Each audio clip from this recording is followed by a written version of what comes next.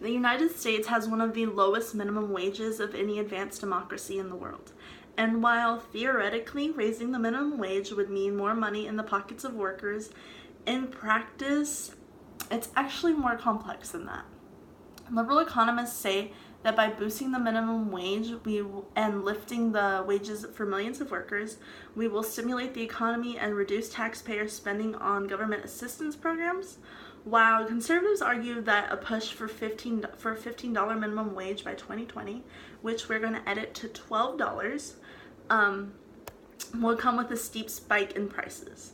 Because many believe this is an issue that cannot wait for the approval of Congress, many states and cities have taken it upon themselves to raise their minimum wage from the national minimum wage of $7.25 an hour.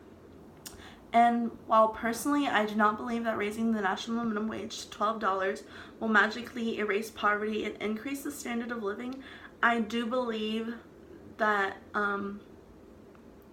a raise in minimum wage is very much needed to decrease the amount of persons that rely on government assistance programs.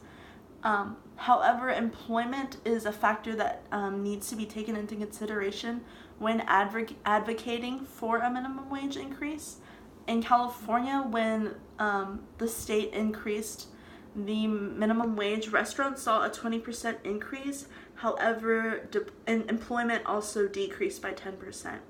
And this is a trend that isn't seen when a single city decides to raise the minimum wage rather than an entire state.